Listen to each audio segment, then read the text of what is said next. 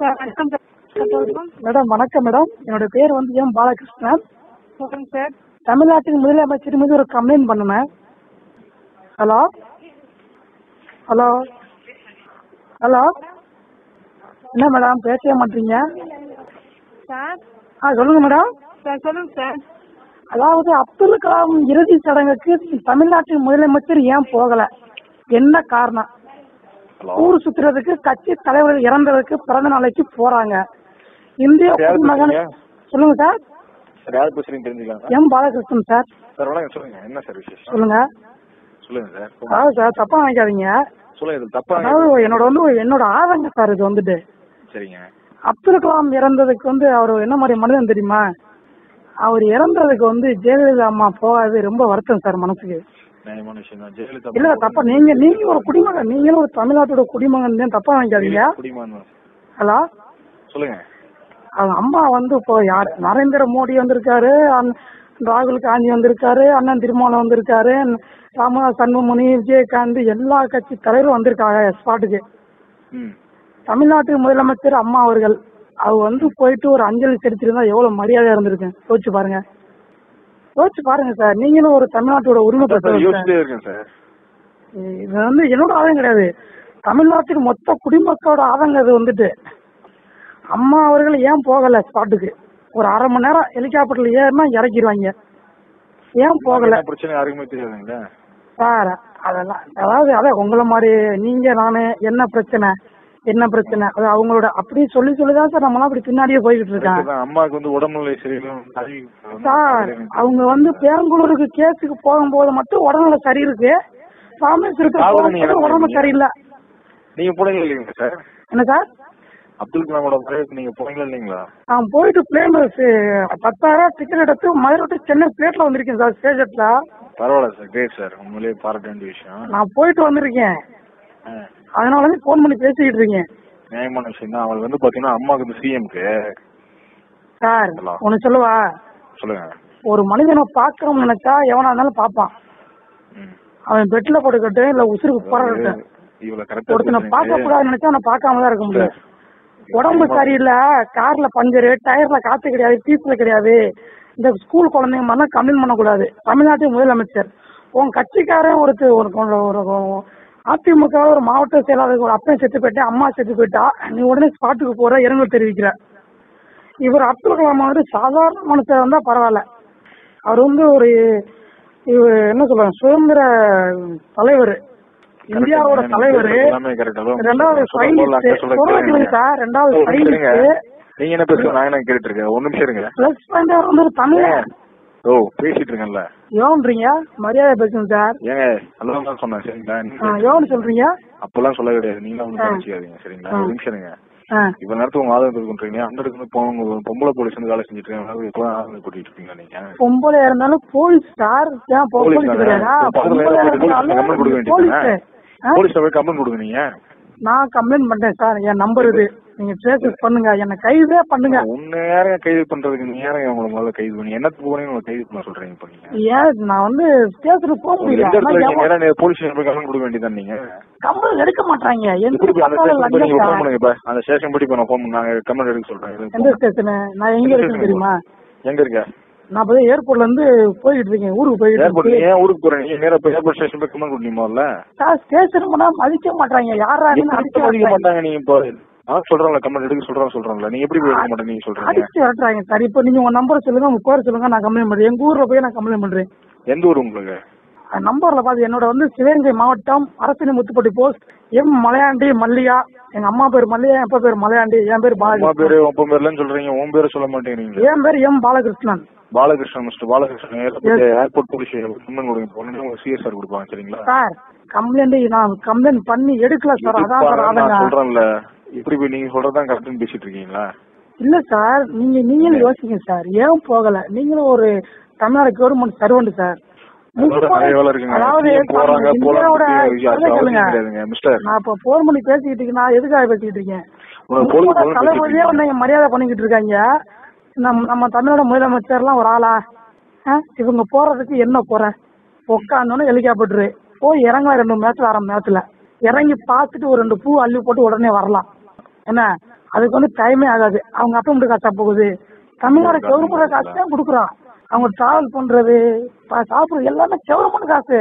என்ன அம்மா உணவு ஆரம்பிச்சிருக்காங்களே, அந்த அம்மா உணவகத்துல இருந்து சாப்பிட முடியுமா? சாப்பிட முடியாது. ஏன்னா 5 ரூபா ஏழை சாப்பிடுறேன் காசை கொடுத்து. அதனால எவ்வளவு நோய் ஆகுது தெரியுமா? அது தெரியாது. பேருக்காக பண்ணக்கூடாது சார், இதுக்காக பண்ணணும், முதலமைச்சருக்காக பண்ணணும். இறந்தாரு, அவர் எந்த கட்சியை சார்ந்தது கிடையாது. இருந்து அவருக்கு எவ்வளவு மரியாதை, அந்த மரியாதை கிடைக்கணும் ஒரு மனுஷனுக்கு. அதே மனுஷன் பாலச்சந்தர் இப்போதைக்கு எத்தனையோ கோடி அடிச்சு ஜெயில கடன் வந்துச்சு. மக்களுக்கு என்ன செஞ்சிருக்கு? கலைஞர் எது பில்டிங் கட்டினாலும் அதை லாக் பண்றது, கோட்டை அடைக்கிறது, பாலம் போடுறது, ரோடு போடுறது கிடையாது. ஏதாவது லாக் பண்றது, கேட்க ஆளு நினைச்சுக்கிட்டு இருக்கு. அதெல்லாம் யோசிங்க சார், நீங்க எல்லாம் கேட்கணும். ஒரு ரோடு போட்டா அதை பிளாக் பண்றது, ஒரு பாலம் கட்டினா பிளாக் பண்றது, ஒரு மண்டபம் கட்டினா பிளாக் பண்றது, எது கட்டினாலும் கலைஞர் கட்டினா பிளாக் பண்றது. இவங்க வந்து உட்கார்ந்த உடனே எல்லாத்தையும் பிளாக் பண்ணிடுறது. இவங்க காசு சும்மா வருதா? காசு சும்மா வருதா? அதான் சாப்பிடாம ரோட்ல படுத்து கிடக்காங்கயா. தமிழ்நாடு என்ன பண்ணிட்டு இருக்கீங்க? நாளைக்கு வந்து தீ குடிச்சிருக்கீங்க கோட்டைக்கு முன்னாடி. அப்படியே கார்ல போகும்போது எரிச்சு விட்டுருக்கீங்க பெட்ரோல ஊத்தி. தமிழ்நாடு வந்து என்ன வேலை போட்டிருக்கு? இன்னும் தண்ணி வரல தமிழ்நாட்டு. கர்நாடகத்துல இருந்து ஏன் வரல? நீ ஏசி ரூம்ல படுக்கவும் பாஸ்மதி சாப்பிடுவோம் படுத்து கிடக்க. ஏன் தண்ணி வரல? தமிழ்நாட மூடு, ஸ்ட்ரைக் பண்ண. ஏன் தண்ணி வரல? இல்லாட்டி நரேந்திர மோடி பதவி வந்து விலக்கி விடு. ஒரு இந்திய பிரதமரே தமிழ்நாடுக்கு தண்ணி வர முடியல, அப்புறம் அது என்ன பிரதமரு? அப்ப இந்தியாவில ஏன் இருக்கேன்னு கேக்குறேன். தமிழ்நாட்டுல குடிக்க தண்ணி இல்ல சார், மருந்து கலக்குறாங்க.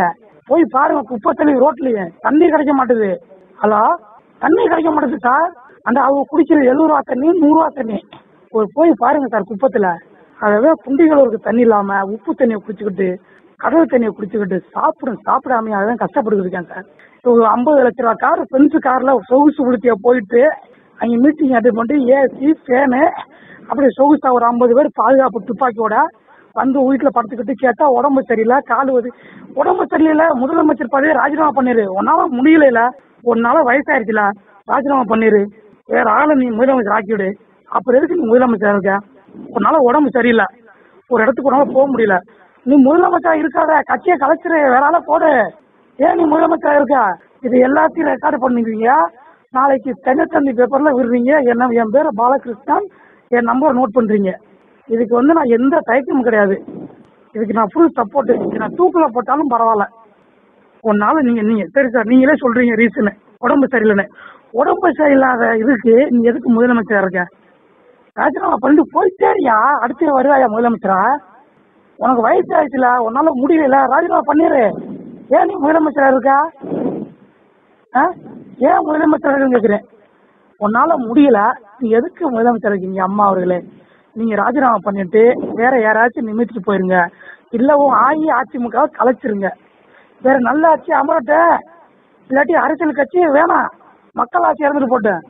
அதே சம்பாதிக்கிட்டு சாப்பிட்டு தூங்கிட்டேன். ஹலோ ஹலோ சொல்லுங்க சார், கேக்குதா இல்லையா சார்?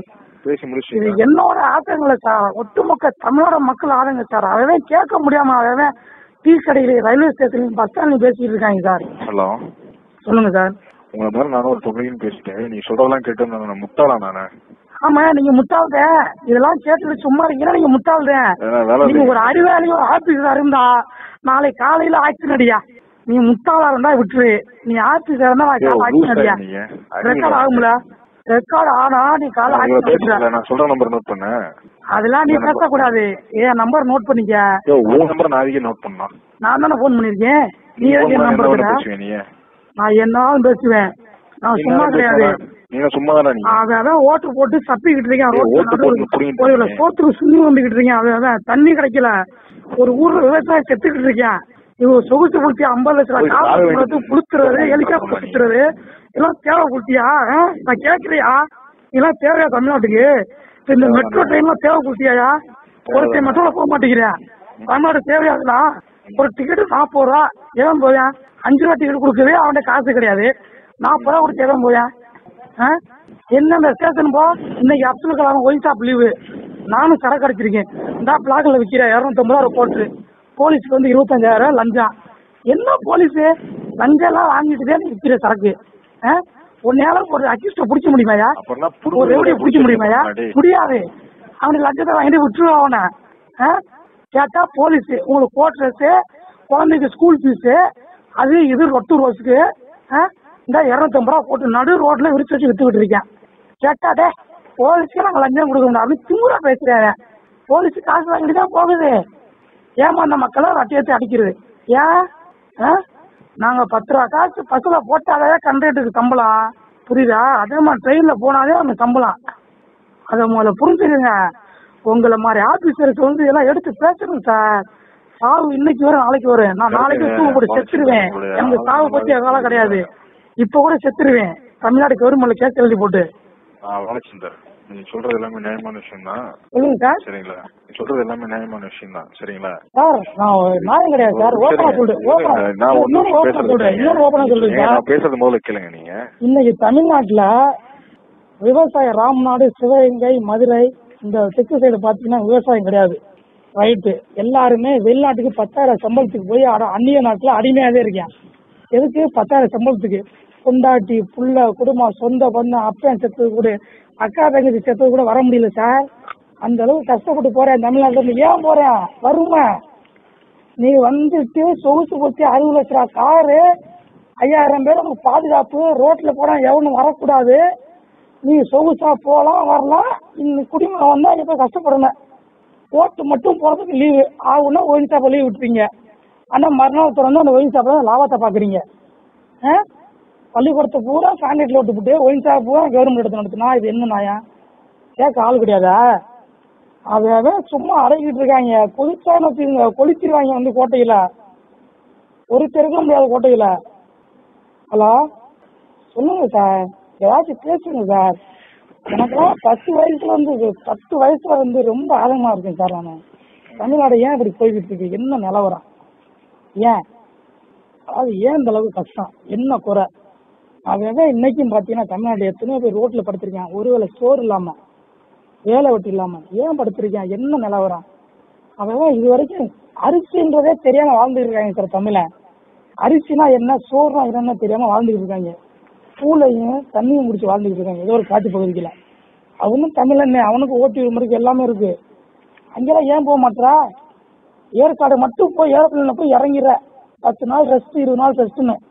ரெஸ்ட் இருக்கா? நீ முதலமைச்சர் இருக்கா? ரிசைன் பண்ணிரு. மரியாதையா சொல்றேன் தமிழக முதலமைச்சர் அவர்களே, உங்களால முடியவில்லை என்றால் ரிசைன் பண்ணி போய்க்காரு. சும்மா ஆட்சியில் இருந்துகிட்டு உடம்பு சரியில்லை, கால் வலிக்குது, வயிற்று வலிக்குது, ஆட்டு வலிக்குதுன்னு சொல்லி சீனை போட்டா டென்ஷன் ஆகி போயிட. ஏதாச்சும் பிரச்சனை ஆச்சு தமிழ்நாட்டுல ஒரு காலருக்கு ஒரு கம்பெனி ஓடாது. எல்லாத்தையும் க்ளோஸ் பண்ணிடுவேன். நீ ராஜினாமா பண்ண. நீ சொத்து விவகாரத்துல ராஜினாமா பண்ண, அடுத்து ஏன் விவகாரத்துல ராஜினாமா ஆயிடுவேன். என்ன பண்ண முடியும்? உசுரை கொள்ளுவேன், கழுத்தழுத்து போடுவேன், கைது பண்ணுவேன், என் உசுறு போயிடுவேன். மசத்துக்கு சமானா என்ன மாதிரி 1000 பேர் இருக்கேன், 10,000 பேர் இருக்கேன். நான் எனக்காக பேசல, அடுத்த தலைமுறைக்காக பேசுறேன். அதை புரிஞ்சு நீங்க வந்து ஆக்ஷன் எடுங்க. அப்துல் கலாம் செத்துக்கு ஏன் போகல முதலமைச்சரம்மா? நீ முதலமைச்சர் ஸ்டேட்டை லைன் போடுங்க, முதலமைச்சர் வச்சுக்கிறேன். சொல்றேன் நம்பர் நோட் பண்ணிக்கோங்க. ஆபீஸ் நம்பர் சொல்றேன் நோட் பண்ணிக்கோங்க. சார் நம்பர் ஆபீஸ் நம்பரா? ஆமா. இந்த ஒரு நிமிஷம் சொல்லுங்க சார். 2844.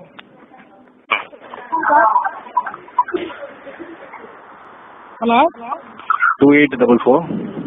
ஒரு நிமிஷம்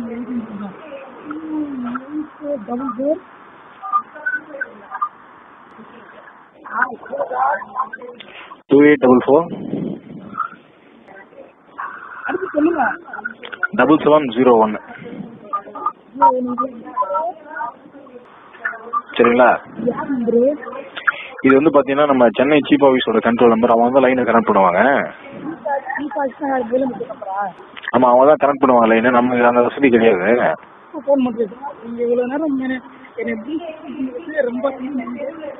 சரிங்களா? நீங்க அவர்கிட்ட சொன்னீங்கன்னா அவங்க தான் கனெக்ட் பண்ணுவாங்க. நீங்க அவங்ககிட்ட பேசுங்க நீங்க. சரிங்களா? ரொம்ப நன்றி sir. Okay, thank you mister Balachander.